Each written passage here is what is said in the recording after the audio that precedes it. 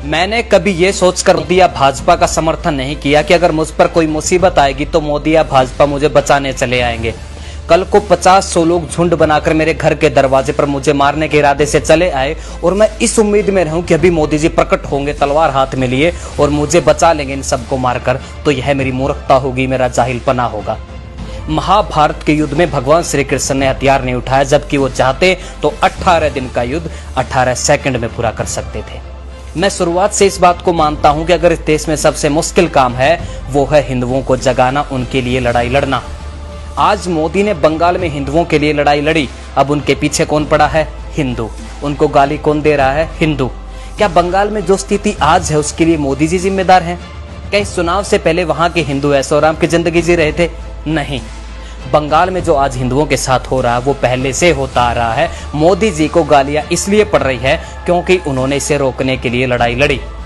चलो मान लिया बंगाल में जो स्थिति है उसके लिए मोदी जी जिम्मेदार हैं, तो क्या काशी, मथुरा, अयोध्या में जो पंचायती चुनाव हुए हैं उसके लिए भी मोदी जी जिम्मेदार हैं?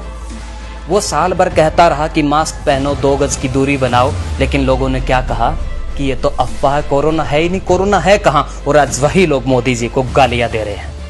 उन्होंने कहा कि वैक्सीन लगवाओ, तो उन्होंने अफवाह फैलाई कि वैक्सीन लगवाने से लोग नपुंसक हो जाते हैं, मर जाते हैं, वैक्सीन मत लगवाओ। और वही लोग कह रहे हैं आज कि मोदी हमें वैक्सीन नहीं दे रहा। क्या कहें ऐसे लोगों को?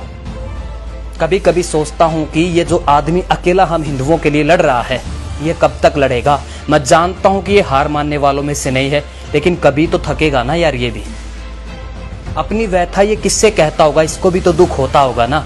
ये किससे कहता होगा ये सब कुछ? किसके साथ अपना दुख बांटता होगा? कोई भी तो नहीं है, क्योंकि जिसके लिए यह कर रहा है वो सब तो इसे बेवजह बिना गलती के गालियां दे रहे हैं, है ना। मैं तो मोदी जी इतना ही कहना चाहूंगा कि ये कलयुग है, जिसकी जितनी भलाई करोगे वो उतनी गालियां आपको देगा। और इतिहास गवाह रहा है कि हिंदुओं ने कभी उस इंसान का साथ दिया ही नहीं जो हिंदुओं के लिए लड़ा है, उनके लिए जिसने कुछ किया है। इनको आपकी अहमियत तब पता चलेगी जब इनकी आने वाली पीढ़ियां गुलामी के गर्क में चली जाएंगी और ये अपनी जान की, अपनी इज्जत की भीख मांगेंगे।